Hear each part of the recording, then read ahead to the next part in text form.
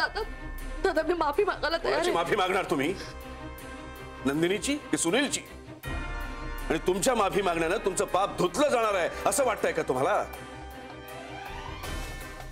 यावरून तुमचा हेतू स्पष्ट होतो की तुम्हाला काहीही करून हे लग्न होऊ द्यायचं नव्हतं।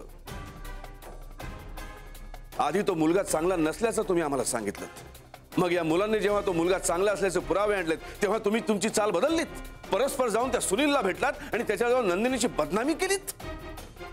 हे सगळं करत असताना हे अत्यंत वाईट आहे हे तुम्हाला माहित होतं आणि तरीही तुम्ही ते जाणीवपूर्वक करत राहिलात का? मला कारणच कळू शकत नाही। आता नंदीची साडी सुद्धा हिनच फाडली का विचारा। आपण उर्मीवर आळ घेतला होता, पण मला तरी असं वाटतंय की ती हिनीच फाडली असणार। मोठी अगदी मानभावीपणा करत आली होती सांगायला माझी साडी नाहीस म्हणून। याला आज खाली मुंडी पाताळ धुंडी असं म्हणतात, कळलं ना? ही म्हणजे ना अगदी धचा मा करणाऱ्या बाईला सुद्धा लाजवेल अशी कजात बाई आहे।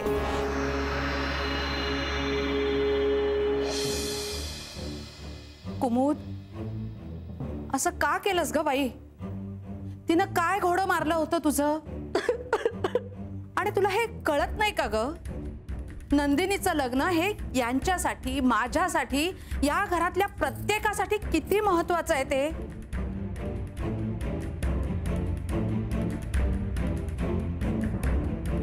काय साधलंस ग यातून तू?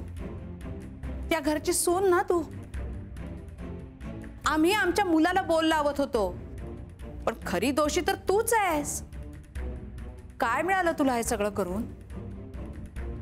या घराला तोरणं लागतील, सनाई चौघडे वाजतील, हे सगळं नकोच होतं का ग तुला घडायला? आणि आता तरी तुझं समाधान झालंय का? का अजून काही करायचं बाकी आहे? अगं माझ्या बरोबरीनं हे घर जोडणं, सांभाळणं हे तुझं काम आहे,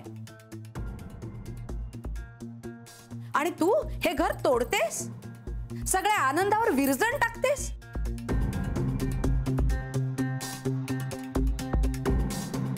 आमच्या सगळ्या प्रयत्नांवर बोळा फिरवतेस। आणि काय वाटलं असेल ग त्या पाहुण्यांना? घरची थोरली सून येते आणि सांगते मुलगी पांढऱ्या पायाची आहे, हिला करून घेऊ नका। तुला शोभलं नाही हे कुमुद? अगं लहान गावात राहतो आपण, ही गोष्ट पसायला वेळ लागत नाही। आधीच तिचे एक लग्न मोडलं,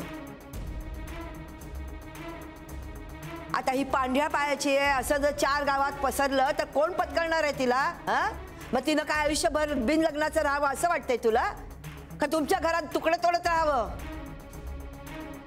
अगं तू माझ्या पोरीचं घर हिरावून घेतलंस ना तर देव सुद्धा तुझं घर हिरावून घेईल बघ। न्याय असतो देवाच्या दारात, कळलं ना? देव कशाला? जे काम माणूस करू शकतो ते देवानं करावं म्हणून वाट कशाला बघायची? रामचंद्र, कुमुदने या घरातला सुनेचा मानच नाही तर राहण्याचा हक्क देखील गमावलेला आहे। Paneer mushroom stick with barbecue sauce करण्यासाठी लागणारे साहित्य: किसलेलं गाजर, उकडलेला बटाटा, पनीर, तांदूळाचं पीठ, रवा, मटार, मशरूम, कोबी, मीठ, मिरची, कोथिंबीर आणि बार्बेक्यू सॉस। कृती: प्रथम एका बाउलमध्ये किसलेलं गाजर, उकडलेला बटाटा, कुस्करलेलं पनीर, मटार, मशरूम, हिरवी मिरची, कोथिंबीर, कोबी, मीठ आणि तांदूळाचं पीठ घालून सर्व एकजीव करून घ्यावं। तयार मिश्रणाच्या स्टिक बनवून रव्यामध्ये घोळवून गरम तेलात तळून घ्याव्यात आणि सर्व्ह कराव्यात। मामी, कोणता भक्त हाक मारतो आहे? ध्यानात इतके मग्न आहात? बाणाईला भेट घ्यायची आहे देवी। वाटलंच मला, ती अस्वस्थ असणं स्वाभाविकच आहे।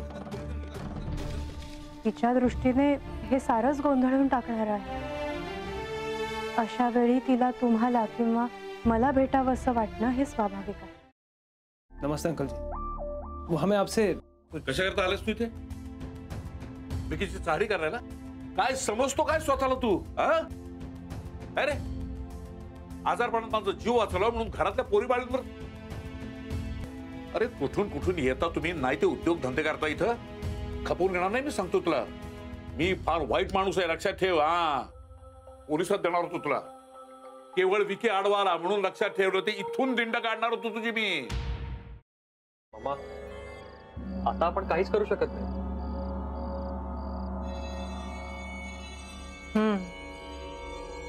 पण आर्चिस हे असं कसं शक्य आहे? आपण तर सगळे आवाज रेकॉर्ड केले होते ना, राईट? हो.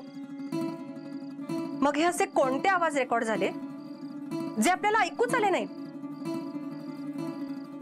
I mean how can it be possible?